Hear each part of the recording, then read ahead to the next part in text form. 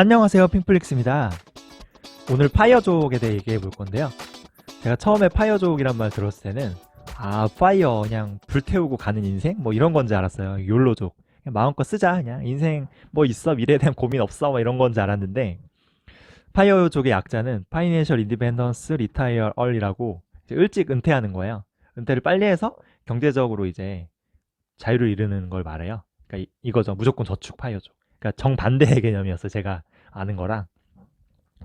처음 미국으로 이제 파이어족 열풍이 전 세계로 펴지고 있는데요. 한국에서도 사실 인기가 있죠.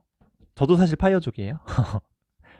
그래서 이 책이 이제 베스트셀러인데 미국에서 처음으로 파이어족 열풍을 가져온 그 책이라고 해요. 파이낸셜 프리덤.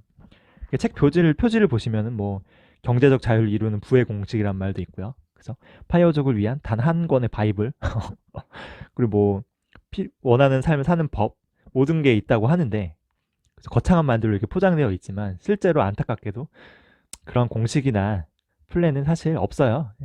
세상에 공짜 정신은 없잖아요.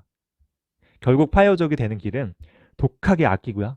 아끼고 악착같이 모아서 투자를 잘 하는 것 뿐이에요. 이분이 저자인데 이분도 원래 실업자예요.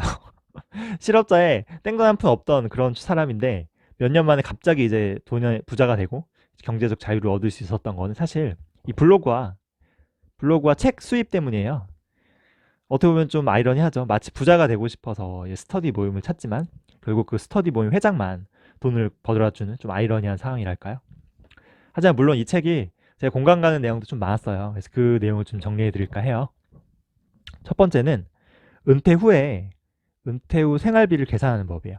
역으로. 뭐냐면은 내가 은퇴 후에 생활비가 만약에 월 200만 원이 필요하다. 그러면은 이게 1년에는 2,400만 원이잖아요. 그럼 이거를 이 2,400만 원이 내가 모은 돈의 3에서 4% 수준으로 맞추면 되는 거예요.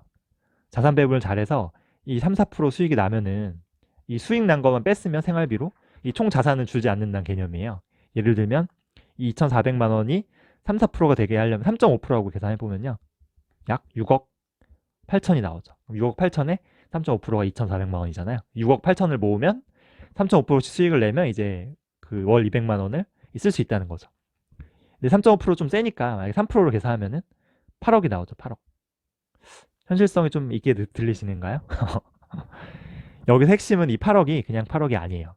실거주, 주택 제외해야 돼요. 왜냐하면 3, 4%씩 뺐어야 되는데 이게 실거주 주택은 인컴이 없잖아요. 현금화하기도 힘들고. 사실은 8억 모으기도 힘든데 실거주 주택을 빼고 8억이라니까 집 빼고 사실 집 한 채 살려고 하면 모든 재산, 모든 수입, 정신, 영혼까지 다 쏟아부어야 되는 이제 우리나라 한국에서는 이 파이어족은 좀 너무 힘든 얘기가 아닐까 싶기도 해요. 그래서 첫 번째 파이어족의 덕목은 바로 주거에 대한 욕심을 버리는 거예요. 이 책 저자도 외곽의 싸구려 아파트에 살면서 돈을 모았다고 해요. 지금 아파트 가격이 사실 몇 년 사이에 장난이 아니게 올랐잖아요. 근데 이게 내 집 그냥 한 채 가지고 있는 사람은 의미가 없어요. 왜냐하면 집 팔고 내가 여기 사는데 이거 집 팔고 일로 이사 가면 얘도 올랐잖아요. 그러니까 내가 수중에 남아있는 돈이 없어요. 그냥 깔고 있는 돈, 그냥 그림의 떡이죠. 제 선배 중에 그 선배가 사는 이 아파트, 그 아파트 가격이 너무 오른 거예요, 이 집이.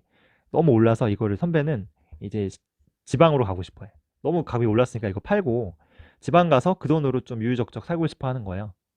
현금 가지고. 근데 이제 이 선배 와이프는 그러는 거죠. 뭔 개소리냐. 더 좋은 데 가야 된다. 학군 더 좋은 데 가야 된다. 대출 더 받아서. 팔긴 뭘 파냐고. 그래서 이 선배는 어쩔 수 없이 68세까지 대출을 갚아야 돼요. 그때까지 악착같이 직장에 붙어 있어야죠. 대출 갚으려면 원리금. 이렇게 주거에 욕심을 가지면요. 파이어족은 불가능한 거예요. 두 번째는 이건 뭐 너무 당연한 건데 나중에 그 은퇴해서 목돈을 모았어. 이 돈을 연 3에서 4% 이제 수익이 나려고 이제 굴려야 되잖아요. 그러니까 투자를 잘해야 된다는 거예요. 오랜 시간 아니 평생 나를 먹여 살려야 할 돈이므로 이제 성장이 있는 곳, 미래 유망한 곳에 잘 선별해서 투자해야 돼요. 제가 뭐 이 투자 관련한 영상밖에 없으니까요. 여기까지만 투자에 대해서는 얘기할게요. 중요한 거는 평생 돈을 잘 굴려야 되니까 이제 경제, 금융, 그죠? 투자 이런 공부는 필수예요, 필수. 세 번째는 이제 부업의 중요성. 이게 은퇴한다고 그냥 바로 끝이 아니에요. 딱 그런 것보다는 이제 부업으로 조금씩이라도 좀 인컴이, 소득이 좀 들어오는 게 나아요. 그죠? 예를 들면은, 저자의 경우처럼 뭐 블로그나 책도 좋은 경우죠. 프리랜서로. 한 달에 부업으로, 한 달에 50만 원만 번다고 해도요. 그죠? 이게 1년이면은 600만 원이잖아요. 600만 원에 이걸 3.5%로 계산하면은 1억 7천을 아낄 수 있는 거예요. 은퇴 필요 시점에. 1억 7천 모으기 힘들잖아요. 네 번째는 은퇴 후 어떻게 시간을 보낼 것인가. 이게 굉장히 중요합니다. 이 고민이 있어야 돼요. 직장인 대부분은 사실 은퇴를 꿈꾸죠. 자유를 꿈꿔요, 경제적. 근데 정말 막상 그런 진짜 이 경제적 자유가 주어지면은 이 남아도는 시간에 무엇을 해야 할지 모를 거예요. 대부분이에요. 그래서 이 은퇴 후 남자들이 특히 이렇게 뭘 해야 할지 몰라서 방황하고 자존감을 잃고 괴로워해요. 이건 어쩌면 세 번째 부업과도 연결되는데요. 하루 종일 직장인처럼 매달리지 않고 내가 원할 때만 시간을 좀 투자해서 적절한, 많지 않지만 적절한 소득도 올릴 수 있는 이런 부업 혹은 작은 사업, 이런 걸 찾는 게 가장 베스트겠어요. 취미 생활을 갖는 것도 방법이에요. 뭐 그림을 그리거나, 그죠? 악기를 연주하거나, 여행을 하거나, 뭐 책을 집필하거나, 뭐 커뮤니티를 운영하거나요. 어쨌든 인간은 무언가 할 일이 필요해요. 은퇴한다고 그냥 멍하니 있으면은 미쳐요. 경제적 자유를 얻었다고 하루 종일 방구석 페인처럼 이렇게 빈둥댔다가는 어쩌면 직장의 노예 시절보다 더 불행해질 수도 있는 거예요. 마지막 다섯 번째, 가장 중요합니다. 뭐냐면은 욕심을 줄이는 겁니다. 가장 중요한 포인트. 솔직히 말해서 대한민국 일반 직장인이 30대 후반이나 아니면 40대에 은퇴해서 완벽한 파이어족이 되는 거는 저는 불가능하다고 봐요. 왜냐하면 아까 월 200만 원으로 계산했을 때, 그죠? 안정적으로 모으려면 8억을 모아야 되잖아요. 거주지 빼고. 이런 사람이 있을까요? 우리나라 성인이요. 성인 1인당 순자산 중위값은 7,400만 원이에요. 그러면 8억이랑 너무 차이가 크잖아요. 10배 이상 나잖아요. 그리고 또 이 7,400만 원은 부동산 포함이에요. 근데 이거 집 빼고 8억이라고 하면은 와, 거의 뭐 상위 1% 돼야지 가능할까요?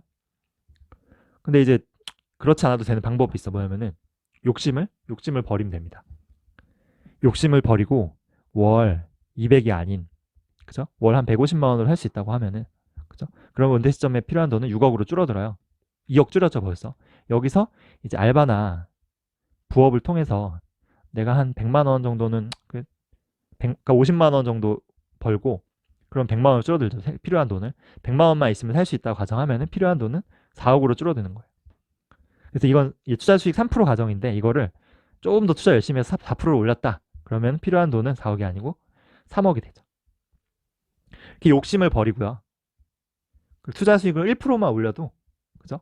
필요한 돈은 아까 처음에 8억이었잖아요. 8억에서 3억이 되는 거예요. 그래서 3억은 그래도 좀 모으는데 좀 현실성이 있지 않아요? 그래서 이건 좀 그래도 좀 나도 좀 할만하잖아요, 이 정도는. 제가 아는 동생은 하루에 4시간만 일해요. 바리스타로 일하는데 월 한 70에서 80만 원만 벌어요. 근데 자기는 이 돈으로 쓰고 싶은 거 다 하면서 생활해요. 그림도 그리면서. 70만 원으로 은퇴 자금 계산하면은 그저 필요한 은퇴 자금은 2억 원이에요. 너무 적죠? 제가 이 중국 샹그릴라 여행하면서 만난 친구들인데요. 이 친구들은 우리나라 돈으로 한 17만 원 정도면은요. 생활할 수 있대요. 이 돈이 먹고 산다고, 행복하게 살 수 있다고. 표정 진짜 행복해 보이죠? 그래서 그 적은 돈으로 생활이 가능하면요. 그만큼 은퇴할 때 필요 자금을 줄일 수 있는 거예요. 우리나라를 떠나는 것도 방법이에요. 왜냐하면 아까 제가 얘기했던 샹그릴라는 물론 그 베트남, 태국, 미얀마 등 우리보다 물가가 싼 나라가 많아요. 제가 한 가지 말씀드리면은 전 세계적으로 1억 원이 있죠? 그러면 상위 10% 부자예요. 그냥 전 세계 글로벌. 전 세계 기준으로 보면 우리나라는 이제 부자 나라예요. 그리고 연봉 3천만 원이면은 전 세계 상위 2% 고소득자예요. 웃기죠? 그만큼 전 세계에 정말 싼 물가로 살 수 있는 나라가 많고, 우리나라의 어떤 이런 기준으로 보면은 우리나라 사람들 정말 부자다, 부자. 하지만 욕심이 너무 크기 때문에 너무 자기가 돈이 없다고 생각하는 거예요. 결론적으로 파이어족이 되는 길에, 그죠? 요행도 없고요. 세상에 공짜 정신도 없어요. 악착같이 돈을 벌고 아끼고 모으고 이게 진짜 힘들어요. 힘들죠.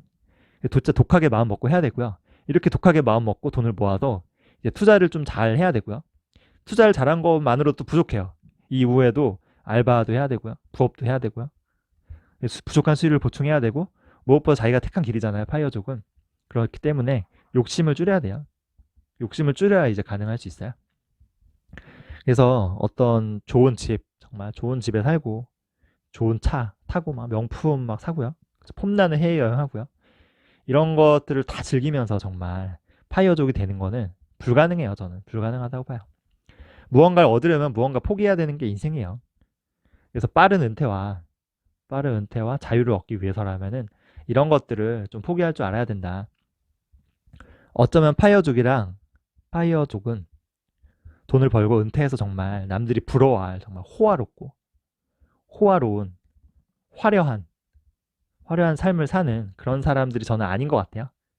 정말 힘겹게 돈을 아끼고 모아서 남들보다 빨리 은퇴하지만 욕심을 욕심을 줄이고 자기만의 어떤 소소한 행복을 추구하며 소박하게, 소박하게 사는 사람들이 저는 현실적으로 이 파이어족에 가깝다고 보거든요.